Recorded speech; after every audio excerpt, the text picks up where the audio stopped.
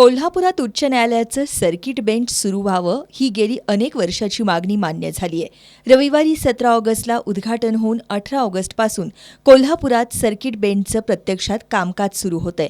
या पार्श्वभूमीवर आज काँग्रेसचे विधान परिषदेतील गटनेते आमदार सतेज पाटील यांच्या अध्यक्षतेखाली इंडिया आघाडीतील प्रमुख पदाधिकाऱ्यांची बैठक आयोजित करण्यात आली होती.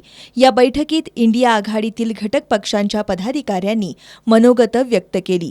आमदार सतेज पाटील यांनी कोल्हापूरसह 6 जिल्ह्यांच्या 4 दशकांच्या खंडपीठासाठीच्या लढ्याला देशाचे सरन्यायाधीश भूषण गवई यांच्यामुळे सर्किट बेंचच्या स्वरूपात प्राथमिक यश मिळालं असल्याचं सांगितलं. खंडपीठासाठीच्या सर्वसमावेशक लढ्याच्या यशाचं सर्वात मोठं श्रेय सरन्यायाधीश भूषण गवई यांचं असून त्यांचं सर्किट बेंचच्या उद्घाटनाच्या निमित्तानं कोल्हापुरात उत्साही स्वागत करण्यासह सर्किट बेंच उद्घाटन समारंभाला सर्वांनी मोठ्या संख्येनं उपस्थित राहावं असं आवाहन आमदार सतेज पाटील यांनी केलं.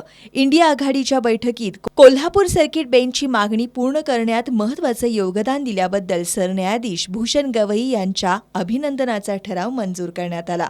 यावेळी राष्ट्रवादी काँग्रेस शरदचंद्र पवार पक्षाचे शहराध्यक्ष आर.के. पवार यांनी सरन्यायाधीश भूषण गवई यांचं मोठ्या उत्साहात स्वागत करून कोल्हापूरच्या जनतेनं आभार मानल्याचा संदेश यातून देऊया असं सांगितलं.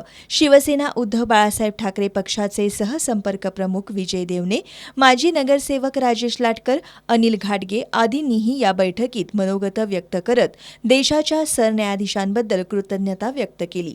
या बैठकीला आमदार जयंत आसगावकर, काँग्रेसचे शहराध्यक्ष सचिन चव्हाण, ठाकरे गटाचे शहर प्रमुख सुनील मोदी, माजी उपमहापौर संजय मोहिते, माजी नगरसेवक लाला भोसले, कॉम्रेड दिलीप पवार, कॉम्रेड सतीशचंद्र कांबळे, राजू साबळे, आम आदमी पार्टीचे संदीप देसाई, बाबा सोदेवकर, उदय नारकर, सुभाष जाधव, भैया शेटके यांच्यासह इंडिया आघाडीतील घटक पक्षांचे प्रमुख पदाधिकारी आणि कार्यकर्ते मोठ्या संख्येनं उपस्थित होते.